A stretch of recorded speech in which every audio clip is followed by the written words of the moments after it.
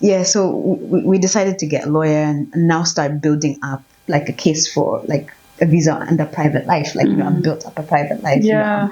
You know, and this was after like I'd been working obviously in the background part-time during like, like celebration culture is really good. You know, back home, there's always like some sort of like party or, you know, whether it's like a birthday party or like a kitchen party or some upcoming wedding thing. Like for you then, would you, in the future, do you see yourself maybe going back to Zambia? No. I have a virtual assistant business where I help businesses, charities, entrepreneurs, like to manage like the day-to-day admin or social.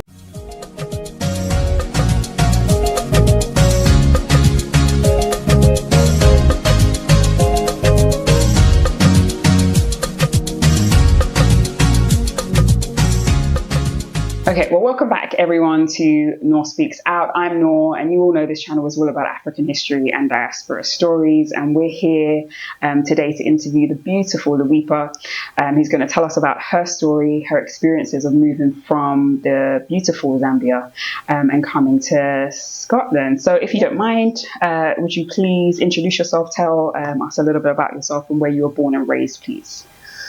For sure. Okay, where do I begin? So my name is Luipa. I'm from Zambia. I have been living in Scotland for the past 20 years now. Yeah, 20 years. I work in banking and I'm also an entrepreneur. And yeah, just love to make the most of living in this amazing country. Nice. Can you tell us where in Zambia you grew up or you were born? Yes, so I was born in a town called Kitwe, or a city called Kitwe.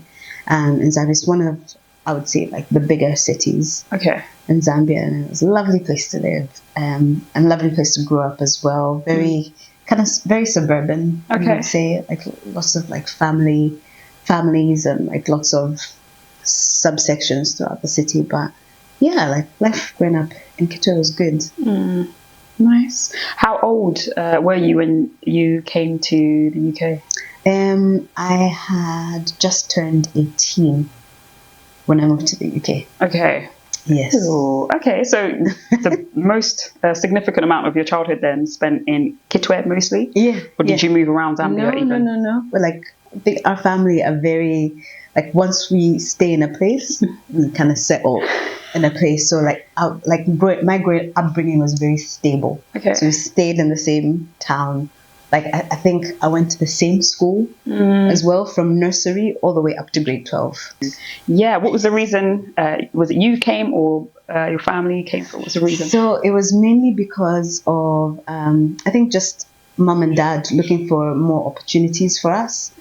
And so my mom's a nurse, and she heard of a recruitment drive here in Scotland for nurses, because there was a shortage of nurses over here, and applied and managed to come through in 2003. So she was here for a year before we went over. So she was here, worked for a year, and then just after that, the whole family moved up. So that was like my two siblings and my dad as well. So that's how we came here.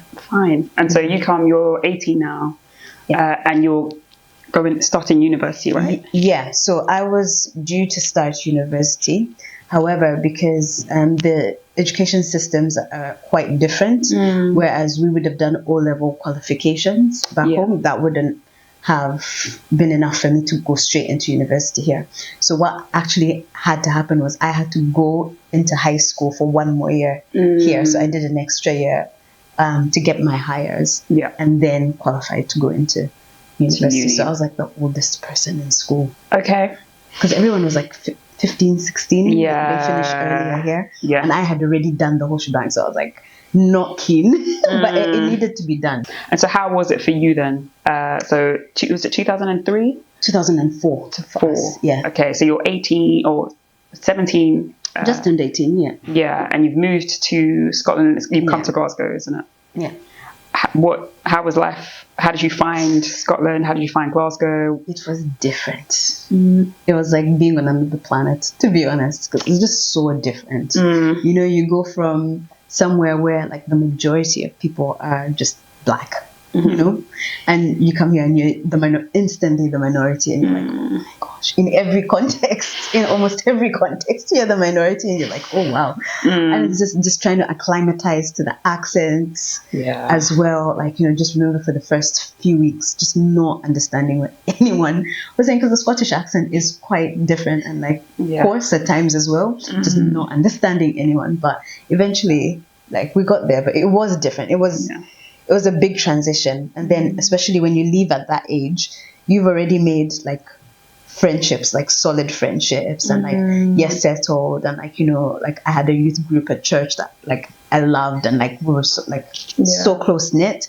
and like all of that like instantly go away, and you have to start rebuilding again. It is, you don't think about it at the time, but it can be traumatic. Moving things like that. Even something as simple as, you know, like back home, like in Zambia, like the way the housing works is different from here as well. So you're used to living in a house, you know, and you have more space. Yeah.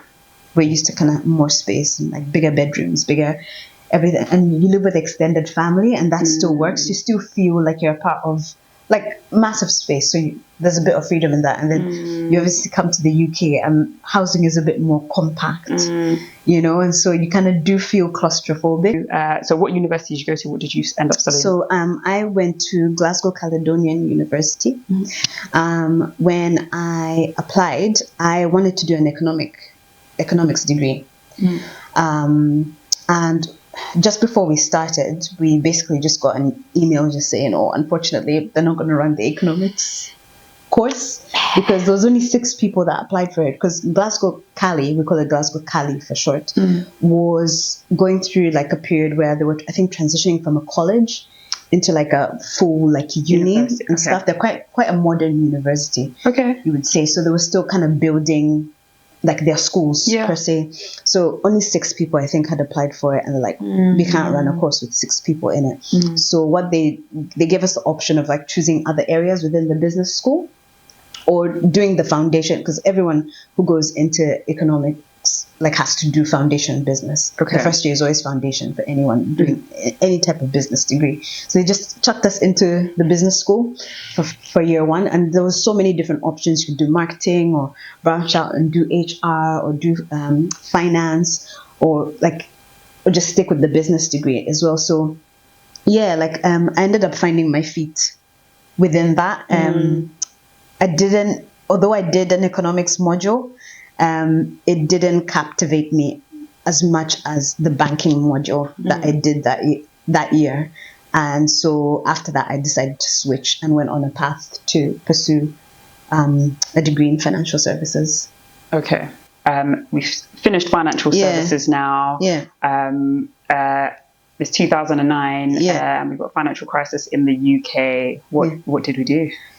Hey, so it was an interesting time, because, you know, on the one hand, like you're watching in real time, you can have real time case studies to the stuff that you're learning in uni, which was like really, really helpful, especially like for those in like dissertation land and etc. It just brought a lot of context as well to the degree. But on the other hand as well, is, you know, the industry that you want to work in is now really being impacted. And so, like, you know, graduate jobs opportunities were drying up, internships were drying up. So, you know, for some of us, or, you know, those on the course who are like looking to move to London and maybe go into investment banking, like, you know, like all that, like people were getting laid off rather than people being hired. So it was quite depressing and challenging. But yeah, like for me, like lucky enough, I had already like my foot in the door into financial services, because after my first retail job, you know, whilst at uni, I had moved on to work for a bank, doing telephone banking. So, you know, during my studies, during the day, you know, I'd go to uni, and then at night, you know, from 8 p.m. to midnight, I'd be doing a back shift, you know, on telephone banking. So yeah, that at least my foot was already in the door. So my decision was, okay, let me stay put and let me see what other opportunities, you know, come about. So, and you were doing that while you were studying? I was doing that while I was studying. So I think maybe second year. 4th year. I think I was already in the bank at the time, which was good.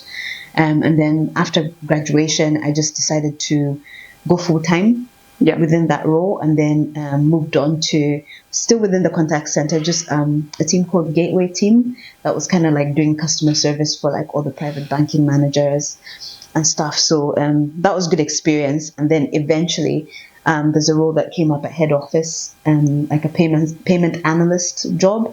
So I applied for that and got that, and then moved into the city center. So that was quite nice, because I kind of felt more like a grown-up job. And then I ended up moving in with like my best friend at the time. So we were like city girls, because like she was working for the government as well. So so that was cool. Nice. That was cool. So I just kind of built up from there. Yeah. So you're kind of climbing up the ladder, I guess. Yeah, you could say that. In the same bank. Within the same bank, yeah. So I stayed with the bank for about 15 years. Yeah, and just and to be honest, I think I'm just a very stable person. So I just kind of like, let me see what comes about, what opportunities land, because like after that I decided that the analyst side of things weren't for me. And I ended up moving back into customer service. So I think I'm just more of like a people oriented rather than too much process. So I kind of felt that maybe that role was a bit too early on in the journey, like the career journey for me. Maybe I needed more experience in other areas before I could maybe step into something like that. Because I struggled a bit in that. But I moved into customer service, so ended up, going back into like the private banking world. And then after that, I kind of fell into complaints, because I currently work in complaints at the moment. I fell into that because our area or our team got made redundant, and we were given the choice of whether taking severance or moving into PPI, which was quite big at the time. Like a lot of financial institutions were like, trying to process PPI complaints. They were quite popular at the time. Can I ask you, because I remember you said when you came and you're in high school, did that year, and then a little bit in university, there weren't many black people. What was the situation like while you're moving in within this Australian bank? And obviously you're doing well, you're kind of progressing. Was there any, like, in terms of ethnic minorities in Glasgow? No. Not much at that time. I think now, because I think we've only maybe started to see more of a metropolitan feel to like Scotland and like cities like Glasgow. Maybe could say Edinburgh as well. Maybe in the past, I think this half of the 10 years. So the first half of the 10 years, not so much, but 15 going into 20-year mark, I think this is the most metropolitan I think Scotland's ever felt. So I could go into the city centre and I see more. Like I can see, I used to count them on my hands, like how many black people I could see, but like now, like I could go in and like I'm not even going to bother. But before, like first decade, it was just kind of like two, and you'd be like, hi, you'd be so excited to see someone that looked like you. Do you feel like that in any way, like were you limited in any way, or do you feel like you experienced any sort of systemic racism? Or I probably did, but I think I was oblivious to it. I probably did, but like I guess maybe like personally, like I've never like had a situation or like an encounter where like someone is being blatantly racist. Although I'm saying like that doesn't happen in Scotland, but I think all like my experience in the past 20 years, I've just never had any like altercation or anyone, like everyone's just been so lovely. Like it is quite a friendly place to live in, quite a welcoming place to live in. But I think it's just in hindsight where we're now more aware of like what like systemic racism is. That's when you maybe look back and think, okay, maybe I was disadvantaged here and stuff, and it would come from maybe places like I think one time one of my good friends who's he's Scottish, but he's married to a Zimbabwean lady and stuff, and he sent me something and it's like, like, were you aware that like immigrants like have different national insurance numbers compared to like non like immigrants or like people who are like born here and stuff. Yeah. I was like, no, really. And like I started looking into it, and I started asking friends, like, oh, like what letters do your national insurance number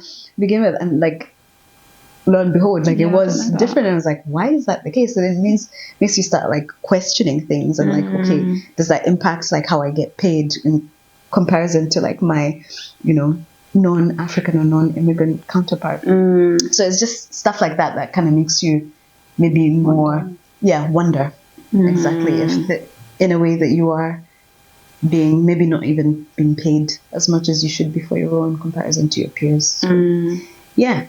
Okay. What are you up to sort of now? What's your plan sort of moving forward? Yeah, well, the thing is, I still love complaints. I'm now with a different company, like, which is really good. So I've moved from more like traditional banking to more sort of digital banking, because I feel like that's where the future is, and like I think there's more opportunities, and I'm experiencing that like within my current like role and current workplace, which is good. So yeah, I'm just gonna crack on and continue adding value there. But I'm also an entrepreneur as well. Like I love business, and I love what I do like outside of work. So I'm just gonna keep building that as well. So yeah, like I think I'm in a the past year has been, I think, quite challenging, I think, for businesses with like cost of living and everything. But even within that, like you learn different things, and you really learn how to like keep what you have and keep what you're getting, and find ways to keep moving forward despite the challenges. I have a virtual assistant business where I help businesses, charities, entrepreneurs, like to manage like their day-to-day admin or social media, just so that they can have more focused time on like, thinking big about their business rather than just focusing on like the everyday mundane tasks. Yeah. Okay. So business support. Services. Nice. So really excited. And the name of the business as well, please, so you didn't. Luipa Virtual Solutions. Luipa Virtual Solutions. Fantastic business, and it's good, really good stuff. Nice to hear the things that you're up to. Can I ask? Yes. Just in terms of like some of the issues that you faced sort of when you first came, but also later on in the workplace, at university, etc. What were some of the things or people even who helped you to kind of cope with some of these issues, be it in the workplace, be it even the language and all of those kinds of things, where you're adjusting to Scottish culture and missing home even, and thinking about Zambia? What were some of the things or people who made things a little bit easier? Yeah, I'm trying to think back. I think we talked about school and like how like teachers play a key role as well. I had a lot of support from like a couple of really great teachers. I'm trying to think outside of that in terms of work. Like I've always had like I've always been good with like my uplines and like my managers as well. Oh, nice. So like even when things were tough, and sometimes when there's like red tape, because I didn't come as a student. I initially came as a dependent, but I was at a very, very like interesting window, because I had applied for my visa before I turned 18. Yeah. So by the time, this was been about April time and stuff, and by the time we came to Scotland, it was like August time. So in between, I had my 18th birthday. So I just kind of stepped over the line. And when you're 18 in the UK, you're considered an adult. You can't be a dependent. Yeah. So I was just I entered by the skin of my teeth, literally. And like my siblings were a lot more like luckier, because like they were under 18, they were like 15 when they came here and stuff. So they didn't have any issues. So when it came time to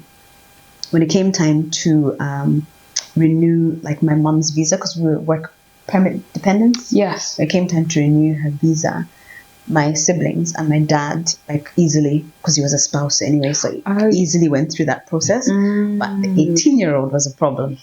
So my visa renewal got denied at the time. Yeah. I know this is a digressing, but like it just opens up like the side of the journey and the story.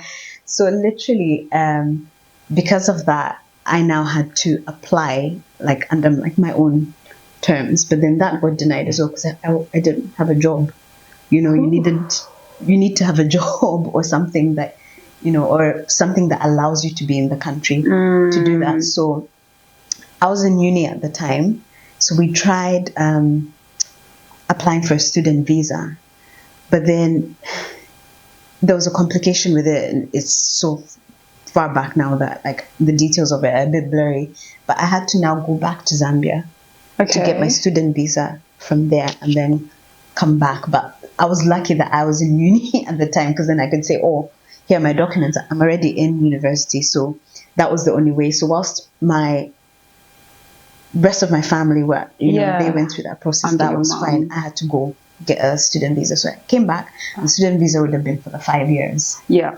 And then within that 5 years, the rest of my family managed to get indefinite leave to remain. Oh my But days. it just means I was the only one on a different path. So so basically, after the 5 years, you know, we had to figure out, okay, what's the next steps? What are we going to do? And I wanted to stay in Scotland because during that time, you know, I started going to like a really great church, and like I think that was where like I think that's what really helped me integrate into this country, because I had community. Yeah. You know, I had friends. Like I was in amongst it. Like, you know, I was in amongst encouragement. So, and I started finding purpose within that as well. And like, oh, like, you know, like this place isn't such a bad place to live. Like, you know, like, you know, I've got like good things happening around me, and I can build around that as well.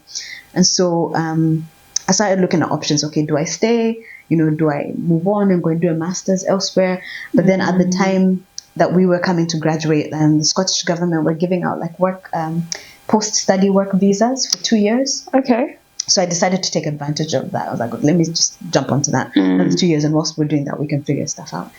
So during those 2 years, when we were coming to the end of it, my mom kept telling me, she's just like, you know, like I feel like you should have gotten your indefinite leave along with us, you know, back then. But like, I think we should try and figure this out and maybe try and go at it again. I was like, oh, Mom, should we do it? And yeah, so we got legal advice this time, because like previous visas that we tried on our own just didn't work. Like sometimes you just need someone who knows the system to help you. Yeah. And costs a lot of money. But like, yeah, to do things properly, I think sometimes you need to dig into the pocket a bit. Yeah. So yeah, and like, yeah, so we decided to get a lawyer and now start building up like a case for like a visa and a private life. Like, you know, I've built up a private life. Yeah. You know, and this was after like I'd been working obviously in the background part-time during uni, and now going into the full-time process. Yeah. So in the background of all that being built up, this was also happening at the same time. Which is a lot. Like, to be honest, church is what kept me, like that has been the biggest support system. Yeah. You know, outside of that. And praise the Lord. Yeah. And then like within that, I think we'd applied with the lawyer and they rejected it. So then he said, okay, now we're going to appeal it. So like, you know, and to get you something that you can add on to the visa and stuff. So like, yeah, I had that support, which was great with work people. And then I had to have like, you know, friends from church come to court with me and just say, we're part of the community, we're part of the small group, you know, that she leads and stuff. Like, you know, she's making an impact. Yeah. You know, it's not just a waste of space in this country. Like literally I had like, I think it was like 15 to something people, like my pastors, like turn up at the court, like literally like can't like get people, like literally have that physical vouching and also the letters as well to vouch to say, no, like there is a private life here and stuff. So luckily or graciously, you know, the judge was like, yeah, she's got a private life. Like, just why is she even in this courthouse? Just give her the visa and go. But like it wasn't straightforward. So I had to do 3 years of definite leave, two cycles of 3 years on definite leave to remain. And then after that, go down again. So yeah, so it'd be 6 years of waiting again.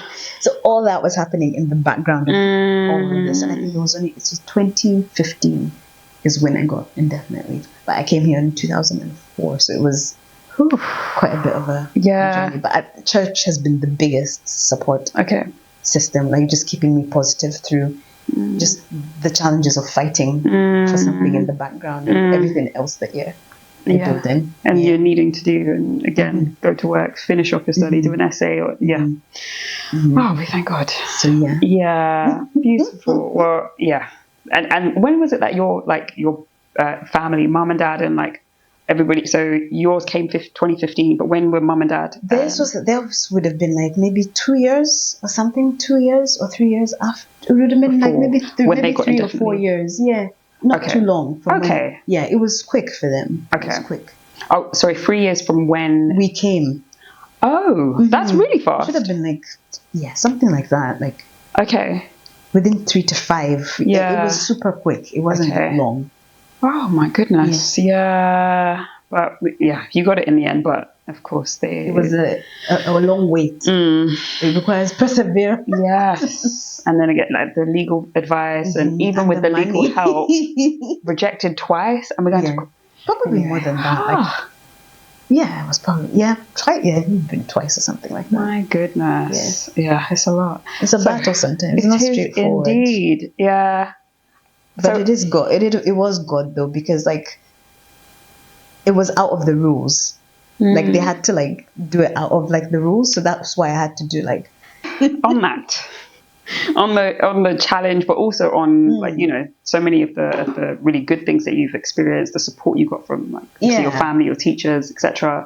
And the things that you've been doing and been able to do here. What would you say for anyone back home in Zambia, in any other place in Africa, thinking, let me try Scotland, let me try, you know, the UK. What advice would you give to those people? I think if you're looking to relocate, especially like, you know, for like family opportunities and stuff, I think you've got to weigh it up. Like it is a great place, and there are opportunities. I think Scotland is lovely, and I think you just have to weigh it up and just say, okay, weigh up, like what is the cost? Like what is this going to cost like my family? I think it's one thing we just say, we don't think about, or we don't take into consideration, because we're just like, oh no, it's going to be great, it's the UK, blah, blah, blah. But like, what is it actually going to cost? Like, you know, financially, you know, emotionally, especially, because like we don't think about that with the kids and stuff, especially if they're older, if they come in older as well. Like, you know, what are the implications? Because things are not straightforward. You know, are you willing to go through the hoops? Like, are you willing to maybe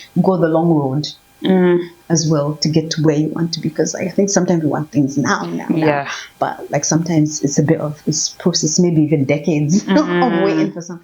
You know, do you have the grit and like the patience to wait? So I would be maybe considering those things and just say, hey, okay, there is good and there is opportunities, but like think about the cost. Like what price are you gonna pay to get there? And are you able to withstand those things as well? Yes, are you able to withstand? Because some people are just like, oh no, I give up. You know, it's too hard here, I'm done. Fair. And then what about then for parents? So like you said, obviously you came at 17, 18. You know, what advice then would you give to parents, those raising young or older children, in terms of how they parent in a new place, in a new culture? Oh gosh, that's a big question, because I'm not a parent yet, so I'm trying to give advice from like the other side. But almost as though, you know, what maybe did you need as a young person, and what would have maybe helped, or something maybe that you maybe wish, you know, your parents did for you to support, to add some additional support? I think checking in on each other. Okay. You know, and just maybe questioning where certain like frustrations or certain arguments are maybe coming from, and try and get maybe go a bit deeper. Sometimes you just think, they're just kids there, you know, but maybe they're just frustrated, or they're missing friends, or like, you know. So don't stop at how are you? Fine. No, let's go deeper. Okay, really. More space, or what can we do to make the environment a bit more like, how can we cope together maybe a bit more? Okay. For you then, would you, in the future, do you see yourself maybe going back to Zambia? No. And I'll tell you why. Because I think, like it'll go back to what I said previously as well. Like, you know, like I'm very like settled. Like once I plant, like I think I like to plant. And I think I've seen the effects of uprooting, because this will be like uprooting again to go and start building all over again later on in life. And I'm like, I'm already in a place where I've got a groove, and I've built a life, you know, like this career, this great community already. Like, you know, are married now, and like, you know, family is going to be coming as well. And so like, yeah, it would be like uprooting again to start fresh. And apparently they say that when you do a move, it takes you 7 years to actually like integrate and fully settle. So like, why would like, it has to be a very, very good reason for me to it has to be like the Lord calling me and just go plan, go do ministry, go plant. I was like, yes, Lord, I'll go do it. Do you know what I mean? Like, it has to be a very good reason for me to uproot again like that. Okay. And go, because it's going to be another 7 years of adjusting. And then what season of life am I going to be? Do I have kids as well that I need to be thinking about? Like, okay, if I uproot them, what's that going to look like for them? How is that going to impact them? So yeah, long story. No. Right now, no. Because I'm just like, you know, just transport a few things. What do you miss the most about? Sorry, from Zambia. Yeah. Oh, what do I miss a lot? I miss a lot. I think I miss. I think I miss the way of life. The way of life is good. Like, to be honest, like it was good growing up. Where, like, you know, I remember just like, you know, when we're like of age and we could just go out, like our parents trusted us to just go out and go visit friends. You just go and like, you don't have to text anyone, you don't have to call anyone, you just walk up, you know, in the afternoon and just play, come back and walk, and like your legs would be like so dirty, like with the dust. It is dusty like back home, but like your leg would be, but you know you'd have a good time, like, you know, just playing, running around and stuff. And I think we don't have that here, and I wonder how that impacts children like growing up as well, not having that time of like free exploration and discovery. Like I love that, like just a more relaxed, you know, like even when I go back and like visit and stuff, like it's just more chilled and relaxed. You're not running around and like trying to do stuff, and it's just the pace. I miss the pace, I think, as well. Okay. Yeah. Independence. Okay, so something to consider for the children. It is something to consider. It is something to consider. Let me stop. All right. So ethos. I think we've got like really good, I think, culture as well, in terms of like how we like celebration culture is really good. You know, back home there's always like some sort of like party, or you know, whether it's like a birthday party or like a kitchen party or some upcoming wedding thing. Like, yeah, like I think there's good celebration culture back home, I think, and we try to do it here as much as we can within our African communities, but I think it's another level back home. Yeah. Okay. Well, thank you so much, Luipa, for joining us, for sharing your story, your history on your terms. We appreciate it. I'm sure the viewers do as well. If you have any questions for Luipa, want to find out about her business as well, please message, like, share, and subscribe, of course, and we'll try our best to get back to you as soon as we can. And all of you know, this is NorSpeaksOut. I'm Nor, but for today, Luipa has spoken, and so we're asking you, wahura. Wahuru. Oh, beautiful. Which means, are you listening? Bye, guys. Thanks for watching. Bye.